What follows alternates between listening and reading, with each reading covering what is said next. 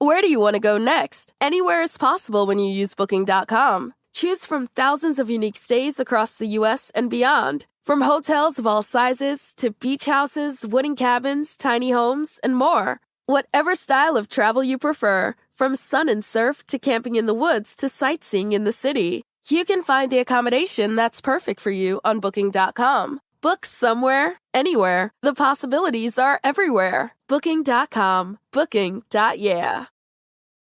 This is a really beautiful birth story with Charlotte that demonstrates such strength during a difficult pregnancy and birth of a child with complex medical needs.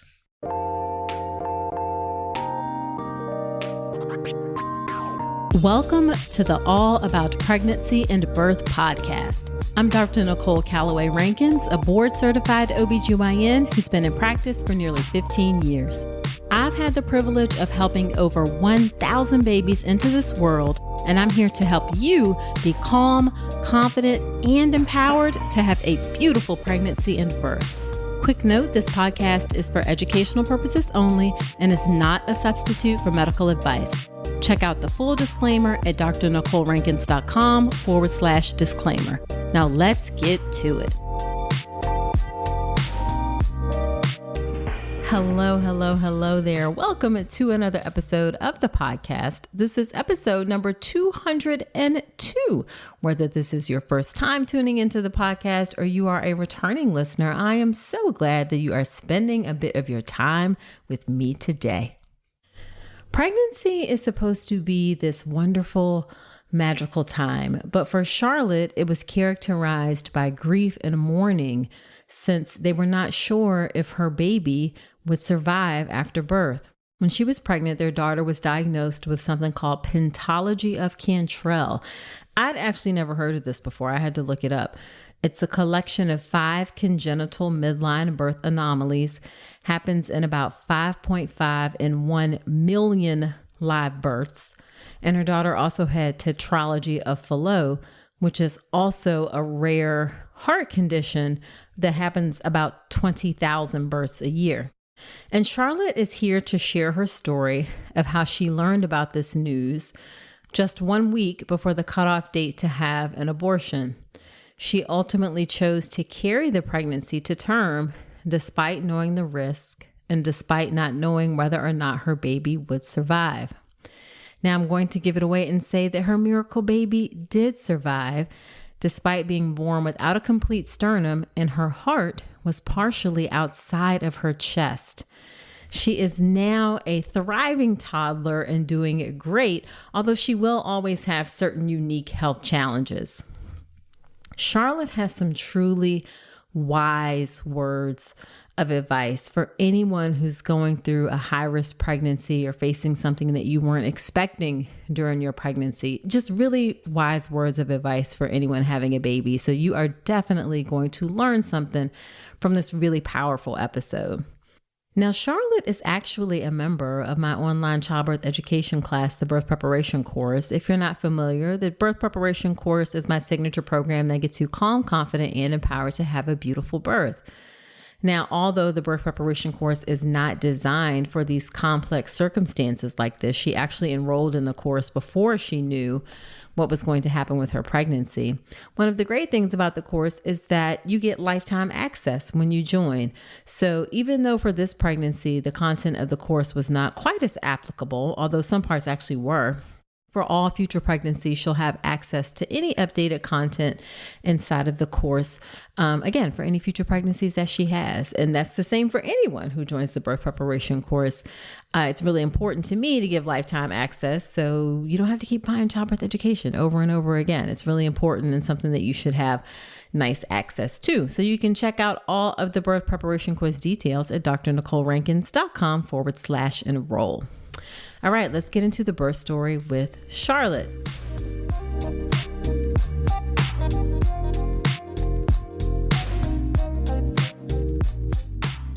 So Charlotte, thank you so much for agreeing to come onto the podcast. I'm really grateful and excited that you decided to reach out and share your story because I know it's going to help someone today.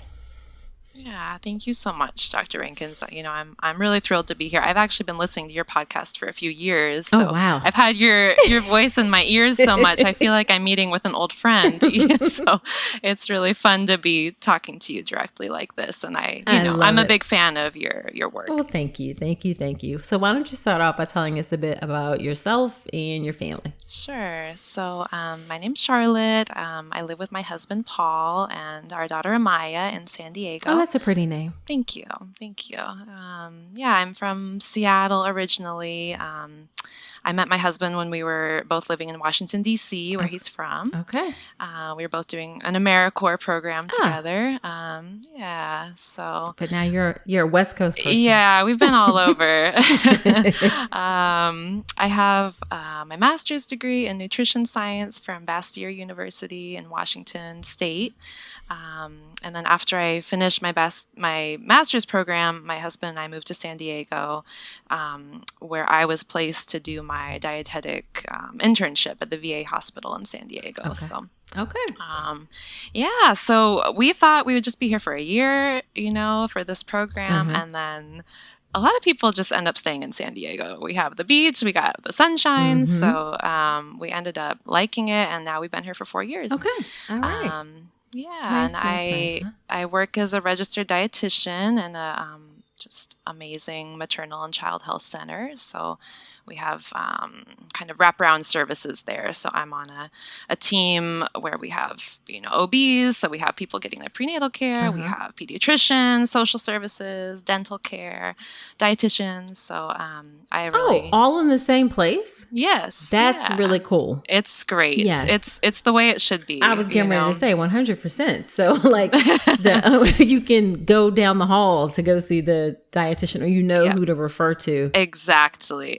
I have, newborns who haven't had their, weight check in a while with their pediatrician. So I can just call my pediatrician friends, so it's a wonderful, wonderful team to be on. Although I am on a family leave right now to take care of my daughter. So I'll get into that more soon. But I love my job. It's really special to be kind of in the same life stage as my patients too, as my own family has grown recently. So in 2021, we had our beautiful baby daughter, Amaya, and she's a year and a half old now. And now we're gonna get into the story of how Amaya came. So let's start off. I always like to talk about, as you know, as a listener, that in order to understand what the birth was like, we got to talk a bit about what the pregnancy was like. And yours is going to be a little bit different for sure. But let's start off with a bigger overview of what was your pregnancy and prenatal care like in general. I had this kind of unique experience from going to a very, very low risk pregnancy to a very high risk pregnancy kind of overnight.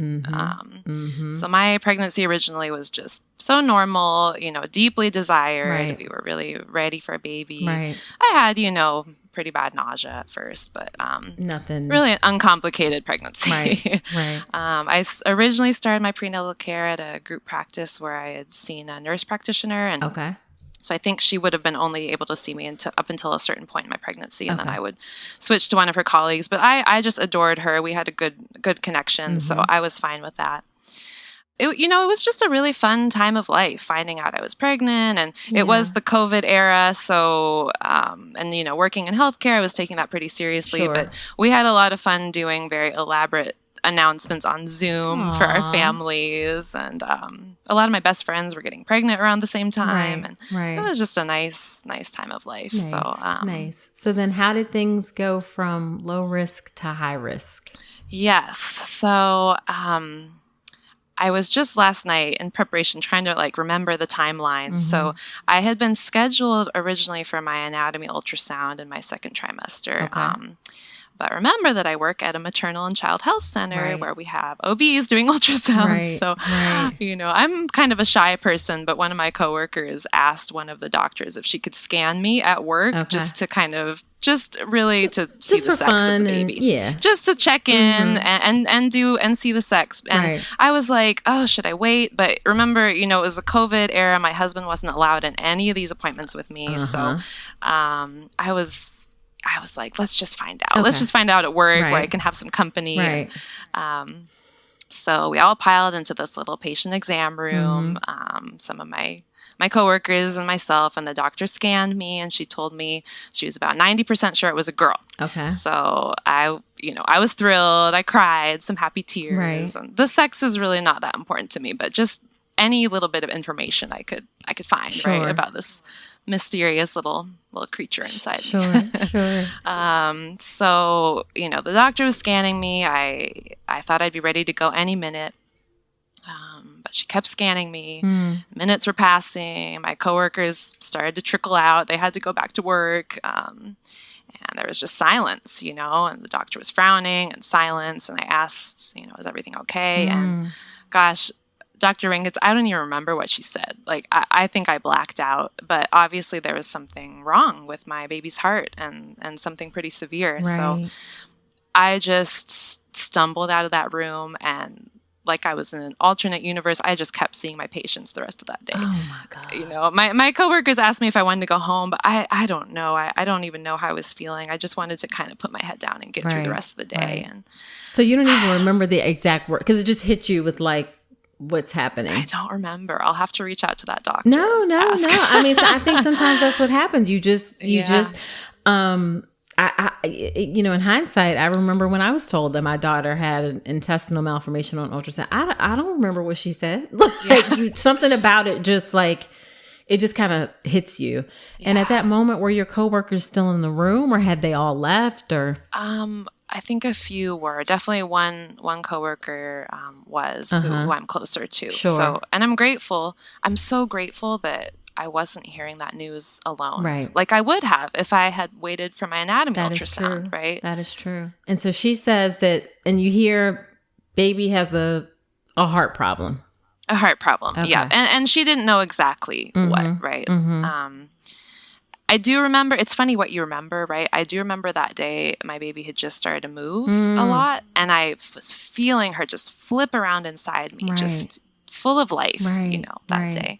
Oh my goodness. I think that experience was a little traumatic for everyone. In the hindsight, maybe don't get an ultrasound at work, but you didn't know. I mean, you didn't know. I mean, you had no idea, and you think it's going to be a fun moment. Exactly. I think I've seen lots of times like the nurses at work, and we'll hop in a room and do an ultrasound. It's something that happens. Yeah. So Yeah. And it's crazy the way it all works out, because my prenatal care, I was actually able to transfer immediately to that doctor who scanned me. Oh. So she only came to our clinic once a week, and then the rest of the time she worked at her own group practice. Okay. She's a maternal fetal medicine specialist. Right. So I just had the relationship with her. I transferred my care to her immediately, and everything, the ball kind of got rolling much more quickly than it would have, again, if I had waited for that anatomy ultrasound. Gotcha. So then what happened next? So then all the craziness started happening. I went from having monthly appointments to, it felt like almost every day I had an appointment that first week, and weekly appointments. I saw everyone. I got everything done. So I got fetal echocardiograms. I had an amniocentesis. I did have some genetic testing, which I hadn't previously, because my insurance hadn't covered it before, and now it did. I had genetic counseling. I had, biweekly fetal monitoring, and then I actually met with pediatric surgeons. All within how long? Not all within that first week, but still pretty. Yeah, it was a lot. Yeah, pretty quickly you got all of the things. So I think after probably the first fetal echocardiogram is when they determined that my daughter did have tetralogy of Fallot, which is one of the more common heart defects. It's a series of internal heart defects, and she also had pentology of Contrail. I had never heard of that. That's the one you got to look up, right? I had never heard of that. So what is that? So that's a rare, very rare congenital condition that can affect multiple organs, and in the very worst case scenarios, babies are born with their organs outside of their bodies. Ooh. So and we were talking about this a little bit. I struggle with how much I want to share about my daughter's conditions just because I don't know how she'll feel about having her information out there like that when she's older. So I'll just say that we didn't know if these conditions would be compatible with life after she was born, basically. In utero, she was doing great. She was thriving, kicking me all the time, because she was getting everything she needed. And I was able to protect her, but no one was quite sure after what would happen after she was born. Gotcha. So then that brings the question, was there ever a discussion of ending the pregnancy? Yeah. So, we had a big decision to make, my husband and I.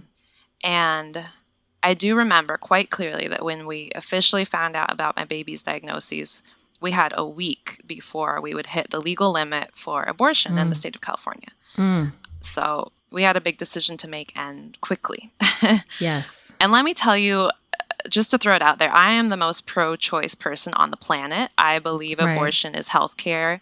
It's a decision a woman needs to make with her doctor, and the government should have no part in regulating it other than to make it accessible. So just that's where I'm coming from.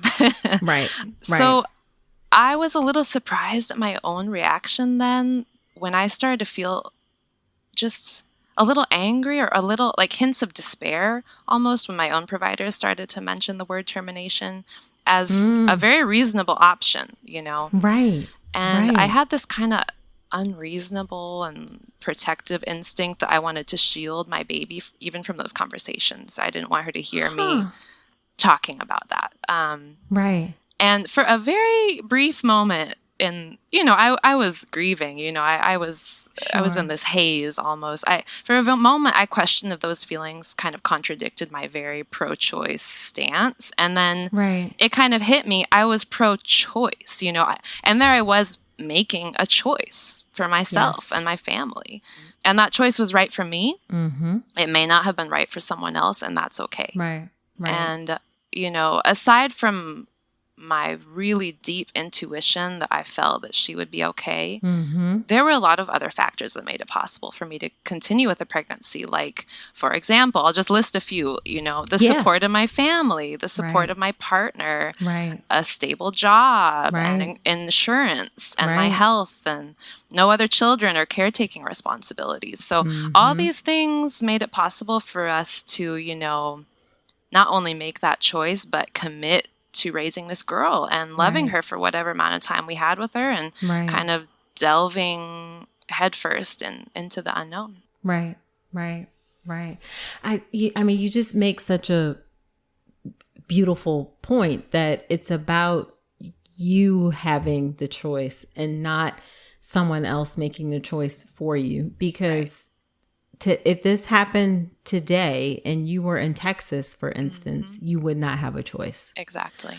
And that's the part that I hope people understand, that this is not a decision that anyone takes lightly. You don't come to, like, as you said, you've had some gut reactions that were strong against it. But I agree very deeply that the government has no role in this, as you said, other than to support access, so that people having babies can make the best choices for themselves. Exactly. And to that point, having it be my decision and my choice was incredibly powerful and kind of fortifying for my spirit for everything that was to come. Being able to say, this is the path that I choose, and not having it be made for me or forced upon me. It really prepared us. My husband was saying it kind of, and it's kind of in the darkest moments we think about that, like, we chose this and we're grateful for everything that's happened, but it was our choice. Yeah, absolutely. So then you're about halfway through your pregnancy. You know that you're going to have a baby that needs complex care after birth. So what types of things did you do to prepare, or how did the medical system support you, or did they? Well, I I wish I had done more. I wish I had done more. Well, also, I have to give my previous self a little grace because I was just trying to get through each day, But sure. But before I learned about Amaya's conditions, I had bought your birth preparation course, and I was really enjoying it. One of my good friends also bought it, and she was also pregnant at the same time, so we were kind of doing that together. I love it. And I hired a doula who was incredible. So you had hired the doula before you found out about this? Yeah, this is my field. I was so excited to be pregnant. Sure, absolutely. I just wanted to do everything I could and get ready to kind of have a low intervention vaginal delivery, which is what I assumed I would have. And then when we learned about Amaya, I just kind of stopped with any birth preparation because I was finding it too painful to even contemplate. And then we did learn it would be a C-section. Because Amaya, I'll share, was actually born without a complete sternum. So her heart was unprotected. And after she was born, we saw her heart beating out of her chest, covered by a layer of kind of a membrane. So I know, she's incredible. And let me just tell you, she's doing great. I don't think I've said that. She is thriving. She's on the verge of walking. She's talking. She's just doing so well. So I kind of forgot to mention that, but but at the time we had no idea, right? And anyways, they did want to do a C-section because with her heart exposed like that, they didn't want any pressure on her chest. Sure.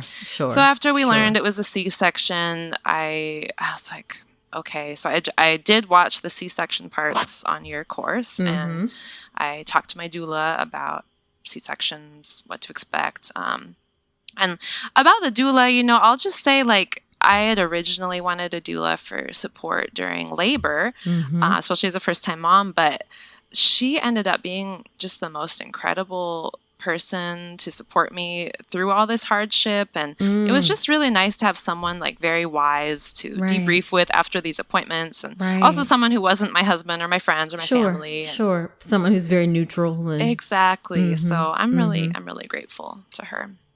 Well, that's amazing. That's amazing. Now, when you met, you said you met with the pediatric. Did you meet with pediatric cardiologist and pediatric surgeons? Yes. Yeah. So actually, let me see. We started meeting with a cardiologist when I was pregnant who was doing the fetal echocardiograms. And she is still Amaya's cardiologist. Aww. So yeah. So she's seen us through all of this. And I ended up meeting with a pediatric surgeon and also a pediatric cardiothoracic surgeon who would both end up operating on her. Okay. I took a tour of the NICU, which... I don't know. That was a pretty horrific experience. I think maybe I shouldn't have done that. The NICU. I mean, I think we're both having a moment of having had a child in the NICU and seeing the other children. I don't know. I'm having a hard time putting into words. Yeah. It was just checking off things to do, right? I should see this. I should see this. I saw the hospital where I would deliver, and it's right next to the children's hospital. Okay. I was going to say, because this is going to require some specialized. You don't find pediatric cardiothoracic surgeons everywhere. So I know. I mean, did you have to travel any distance, or did you happen to be in an area that had those specialties available? We just happened to live in this area where we're 25 minutes from this world-renowned children's hospital, and it all seemed to work out, even us moving to San Diego and just where we happen to be right here. And but that is a factor, and when we're thinking about if we ever might move in the future, we're not going to be able to move to some small town. We'll have to be living fairly close to a large hospital, for the rest of our life, which is totally fine. Sure. So was there ever any attention paid to your mental health during this? Yeah.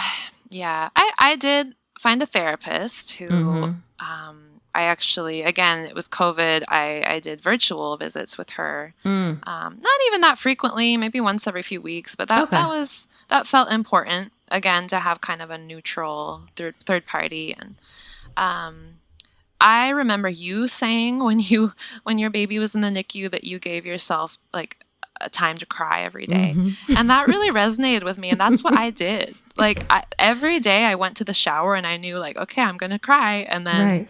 I'm going to come out of the shower, and the shower is the best place to cry, by the way, because you can just clean up. Right.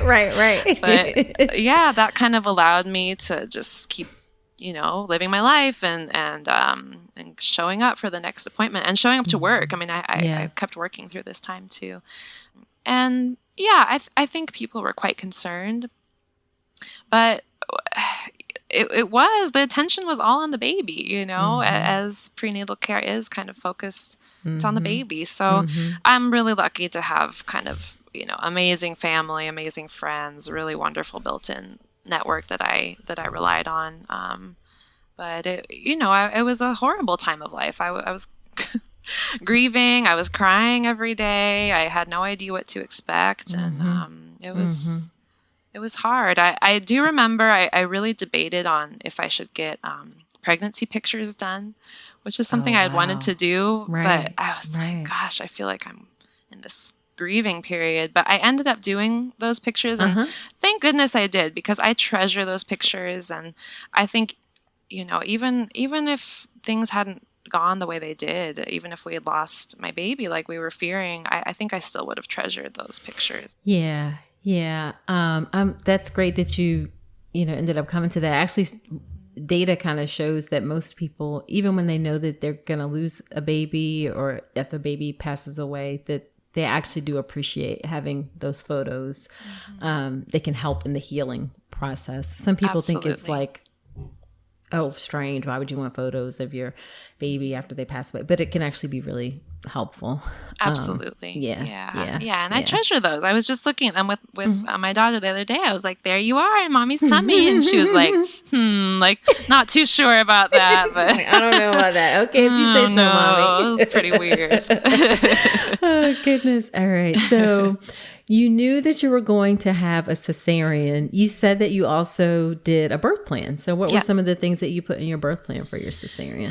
Yeah. So we did make a birth plan that our doula helped us write. And that was such an amazing kind of service she provided. I didn't even know where to start. I know there's lots of resources and you have resources, but I, again, just wasn't in the headspace. And it's different. It's going to be different. Right. Right. Yeah. So we included things like, if it's safe and the baby doesn't need immediate support, please let me hold her for as long as possible before she's taken to the NICU. Sure.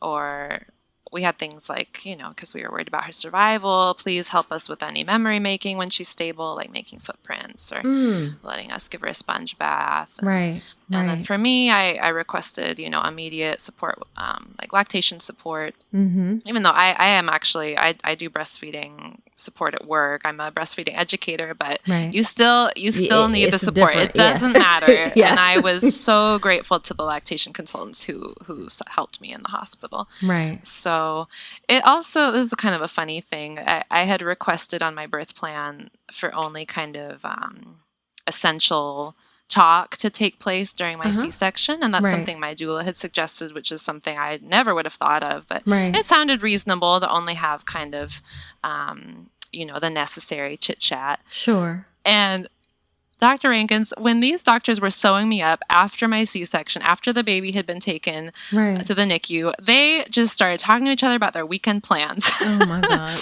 But you know what? I was so grateful to have that background noise because it let me know that I was okay. If they had just been sewing silently and I didn't have my baby there, I didn't have my husband there because he went to the NICU. Right. I think if it had been silence, I would have been pretty freaked out. So Gotcha. It was oddly comforting. So thank goodness they didn't read that part of my birth plan.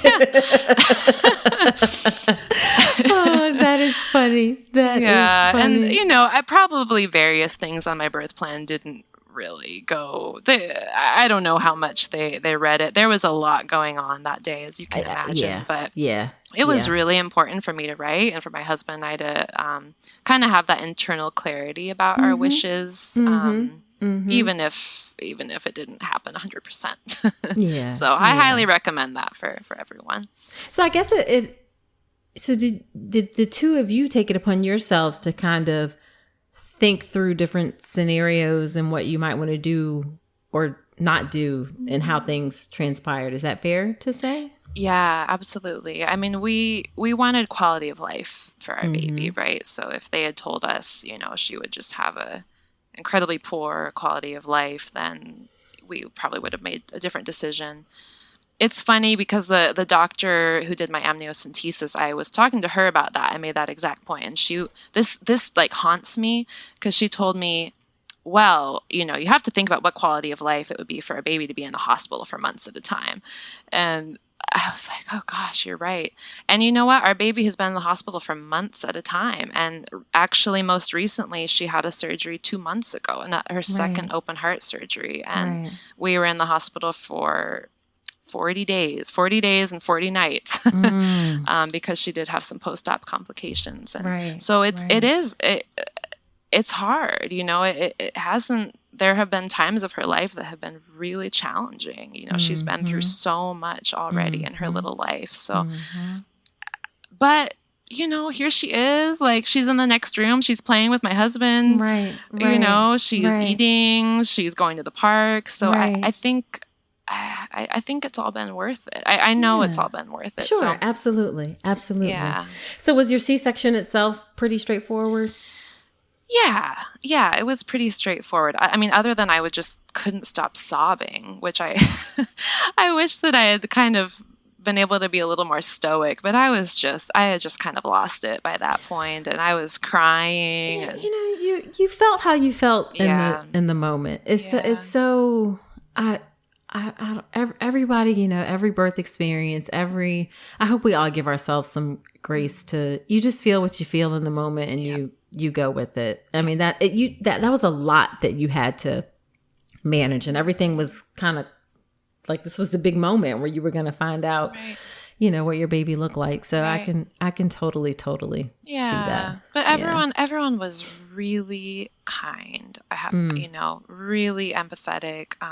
We met the NICU resuscitation team. So they were the two people who were going to be in charge that baby made it from the women's hospital to the NICU at the hospital next door. Right. And they were just the most kind women I think I have ever met. I've only seen them that one time. I wish I could even remember their names because they were just like angels.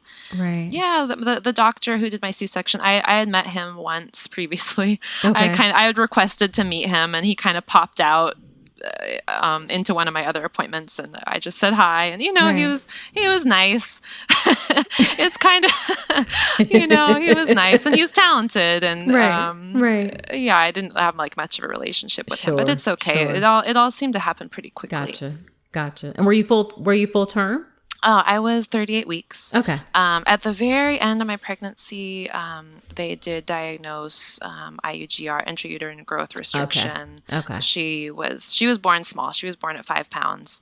But up until the very end, she had been growing pretty well. Sure. So anyways, that's why they wanted to do it to a little deliver bit earlier. at 38 weeks. Yeah. And I was surprised. I know everyone says that you can still feel things when you're getting your C-section done. And I was surprised how much I could feel. Not pain, right? But it just felt like someone's like shaking you. Or it is a very odd sensation. It's weird. Because it's very strange. Things are happening to your body, but you have it's like, what's going on? Like something's happening. Yeah. I didn't want to see, I know that's an option for like gentle C-sections to kind of, but I just didn't want to see. Yeah. And after the C-section, they took the baby away immediately and kind of checked her out, and my husband was with her, but they did bring her back to me briefly, so she got to lay on my chest for, I don't know, 5 or 10 seconds. And okay. I was like, I wish I had been able to kind of enjoy that moment more, but I was kind of like, you guys need to get her out of here. Like, you guys need to go make sure she's okay and take her to the NICU. And we have a few photos that my husband snapped where they're just the most horrific photos. I'm just like crying and bright red. But I did get to see her before she was taken away. Gotcha. Yeah. And what was your physical recovery like from the C-section? Yeah, I mean, C-sections are no joke, as we know, as you know. The first day I felt fine, and I was just so happy that first day that my baby had survived, you know, because my worst fear, sorry. No. Yeah, my worst fear is that she wouldn't have made it, you know? Yeah. So I was just so happy that she had survived her birth and that she was safe in the NICU and she was stable, you know. My husband was over there sending me pictures and sending me videos. So. Right. Yeah, so I felt happy that first day, and my mom was with me, and I think I was a little loopy from all the drugs, and I felt fine. I started pumping immediately. Did you have any challenges with pumping? Yeah, I think I always had a little bit of an undersupply, and I think the stress really affected me. So that first day I felt good, right? But the second day, then the pain starts to really hit you. I had a really bad reaction to the opioids. I just did not like the way they made me feel at all. Right. So I opted for Tylenol and ibuprofen kind of alternating. Right. So I just did that, and I was in a lot of pain, and I think that pain affected my milk supply and not being next to my baby, and I was just tired. So I know you're supposed to wake up every 2 or 3 hours and pump, but I just wanted to rest a little bit. And it's not like you're breastfeeding a cuddly baby. It's like, okay, here goes my alarm, and I have to those things on. Slap those things on. Yeah. But all that said, I am still pumping a year and a half later. Look at you. I know. And my baby breastfed for a while. But then after her first surgery, when she was 2.5 months old, she lost all feeding skills and was fed with exclusively by a feeding tube for a while. And then we had to just focus on kind of her bottle skills. Right. I had to fortify my breast milk anyways because she needed more calorie dense. Yeah. She needed small volumes and high calories. So I ended up going the route of exclusively pumping, which I never would have imagined for myself. But it is what it is. Go with the flow and yep. And I'm pumping a little bit here and there. I give it to her like a daily little vitamin shot. It feels like. Gotcha. I'm ready to stop. I think I don't know. I don't know why I can't quite let go of it. It's just in my routine now. Yeah, I mean, plenty of people pump 2 years, 3 years even. So you'll stop when you're ready to stop. Yeah, exactly. And how long was she? You said she's been in the hospital a couple of times, but how was it in that initial period of like when you leave the hospital and you leave without your baby?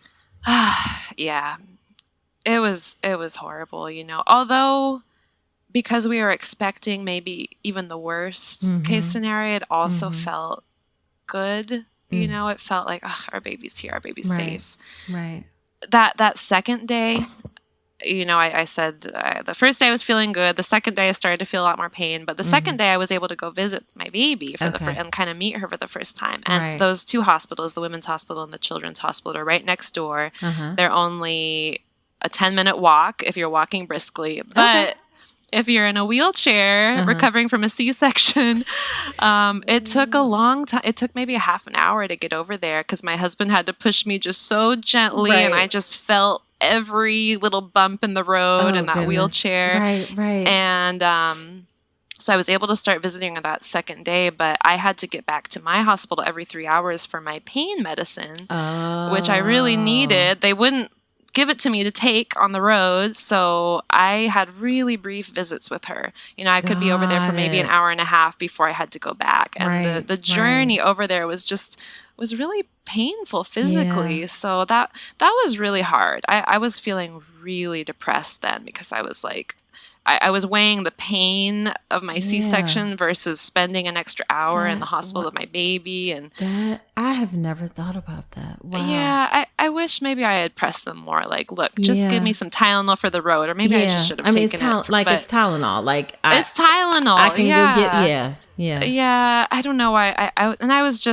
I was just worried. I was like, oh, I better get back so they can check me. And sure. I mean, well, you shouldn't have to press it. I mean, really, we should by default we should be thinking through these things. I don't think these are things that we think through with like in a logical kind of way. Sometimes we're just so like, you have to get the medicine and this and that. And we need to be a bit more flexible about things. I definitely agree with that.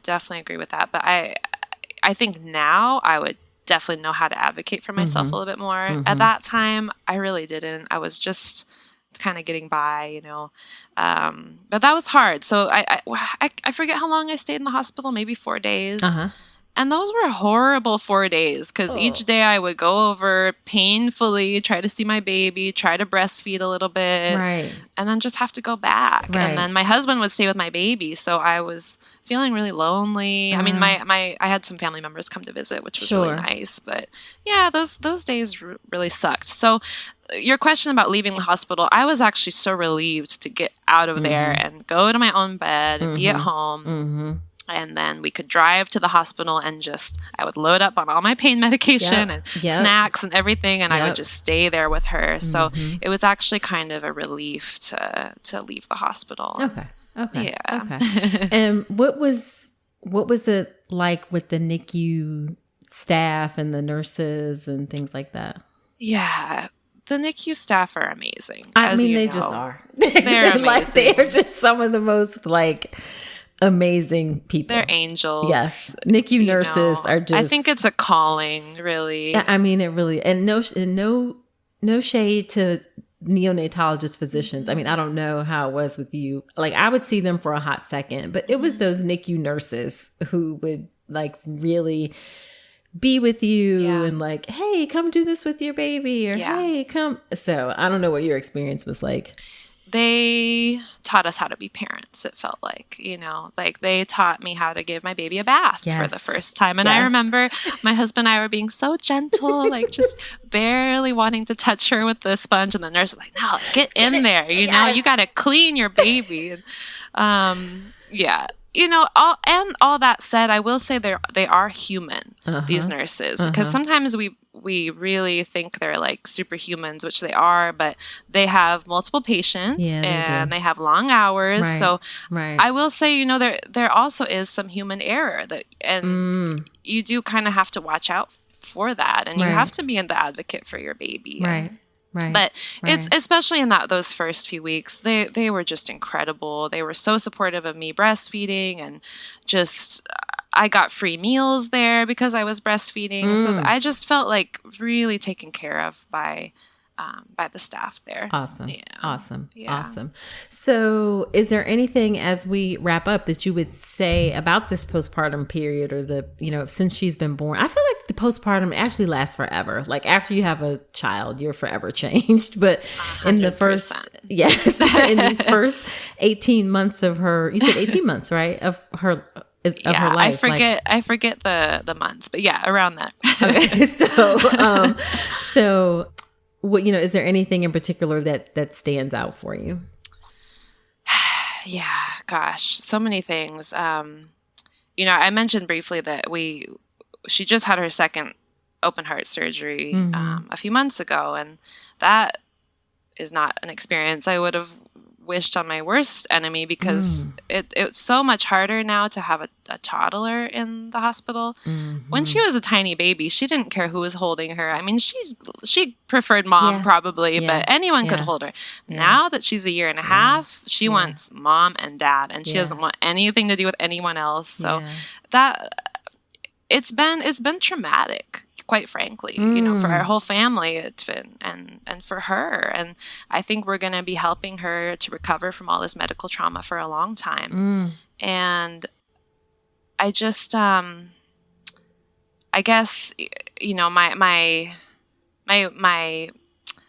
purpose or my goal of going on this podcast was maybe to help any other moms who might be in other situations or similar situations, Sure. or anyone going through a high-risk pregnancy. So Right. I just, if it's okay, I'll speak right to those high-risk pregnancy moms. Like, please. I just want to tell you that you're not alone. Congenital heart disease affects 1 in 100 births, and that's just one of many reasons a pregnancy could be high risk. So you're not alone. I would say, if you have the capacity, try to find people who have been through something similar, even if it's an online community, because no one else is going to understand unless they've been through something similar. So that said, you need to also let your friends and family be there for you, even if they don't fully understand. And, try to find some moments of joy in your pregnancy. Don't feel guilty if you're feeling happy one day. Just let that feeling wash over you. And then finally, you will transform into a stronger version of yourself through this experience, because I certainly have. So even if it feels like you're breaking, you're just getting stronger. It's been the fight of my life advocating for my daughter through my pregnancy and her surgeries, and especially this most recent one, and kind of shepherding her through all her therapies and all these appointments and, things we'll have to deal with that other families don't for the rest of her life. But that experience of kind of, opening my heart enough just to fill her up with enough love to get her through all of this. It's been a great fight. And the thing about great fights is that they're transformational. And I am transformed, into a stronger woman and by being her mom and by being her advocate. And I'm stronger for it. And I'm proud of myself and proud of my family. And, whatever happens in your high-risk pregnancy or with your baby, you will be stronger for it.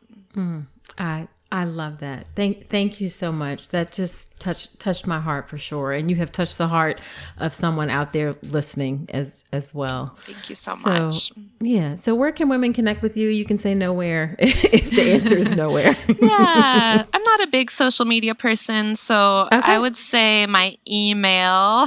You know what? I don't want you to say it because it'll get scraped by you'll start getting spam because they'll pick up. Yeah. So if anyone wants to contact you, they can message me and we can put you in contact with Charlotte if you're interested. Absolutely. And then we actually have kept a blog where we write about our experiences with the baby. I would say if you want access to that, you can write me and tell me a little bit about yourself, and then I'll give you the link. So Okay.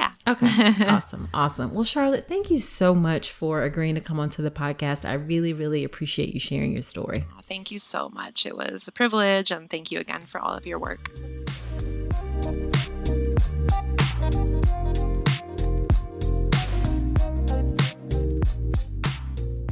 Wasn't that a really powerful episode? I'm so grateful that Charlotte reached out to share her birth story and that we were able to share that with you today. Now, after every episode, when I have a guest on, I do something called Dr. Nicole's Notes, which are my top takeaways from the conversation. And here are my Dr. Nicole's Notes from my conversation with Charlotte. I have to emphasize again that the government has no right deciding what you should do about your pregnancy.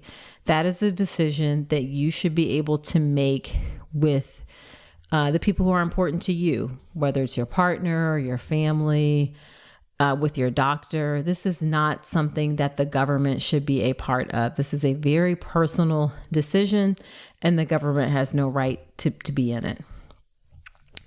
The second thing that I want to point out is she talked about how there's just a lot of attention paid on the baby during pregnancy. And I agree. We don't pay enough attention to the person growing the baby. I have said this before, and I will say it again and again and again. The most important part of having a healthy baby is having a healthy mother, healthy parent, both physically and mentally. So as the saying goes, put your own oxygen mask on. Definitely take care of yourself, whether it is during your pregnancy, after your baby is born. The best way to have a healthy child is to have a healthy mother. So please take the time to take care of yourself. It is not being selfish to put your needs first. You being in a great state, both physically and mentally, is going to be the best thing to help your child be healthy physically and mentally. And then the final thing I'll say is that after we stopped recording, Charlotte mentioned some resources that she really wanted to share that were helpful for her during her pregnancy journey. 2 of them came from episodes of this podcast. One is episode 74 of the podcast with Parajat Deshpande. Parajat helps folks who have high-risk pregnancy. She has a book, and Charlotte ended up reading her book. Her website is parajatdeshpande.com, and we'll drop that link into the show notes, or you can check out the episode of her birth story where she shares her preterm birth. That's episode 74 of the podcast, drnicolerankins.com/episode 74. So it's episode spelled out and then 74. Another resource that she found helpful was episode 76 of the podcast, where I had Dr. Terry Major Kincaid on. She is a neonatologist. And I can't tell you how many people have come back and told me that they found this episode helpful, even though they didn't realize that they would need it at the time. This is a great episode. If there's any suspicion at all that your baby may need to be in the NICU, or even if after your baby, or even if once your baby is in the NICU after birth, pop this episode into your ears. It's just some great questions to ask to help you best advocate for your baby while your baby's in the NICU. That's Dr. Terry Major Kincaid, and her website is drterrymd.com. We'll link that in the show notes, and the episode is episode 76, drnicolerankins.com/episode 76. And then the final thing that she mentioned, a book, which is I'm not familiar with. It's called Like a Mother, and it's written by Angela Garbs. She also found that book helpful as well. And just a description of the book, it's a candid feminist and personal deep dive into the science and culture of pregnancy and motherhood. All right, so there you have it. That's it for this episode. Do me a solid, share it with a friend. Sharing is caring, helps me to reach and serve more folks and live out my passion and purpose of helping pregnant folks have that beautiful birth experience they deserve. Also, subscribe to the podcast wherever you're listening to me right now. Feel free to leave a review in Apple Podcast. I read those reviews. I love to hear what you think about the show, or you can reach out to me on Instagram. I'm on Instagram at Dr. Nicole Rankins. Let me know what you think. I really, really love it. So many of y'all reach out and send me DMs about specific episodes or the podcast in general. And I mean it when I say it warms my heart. Truly, truly warms my heart. Okay, so that's it for this episode. Do come on back next week, and remember that you deserve a beautiful pregnancy and birth.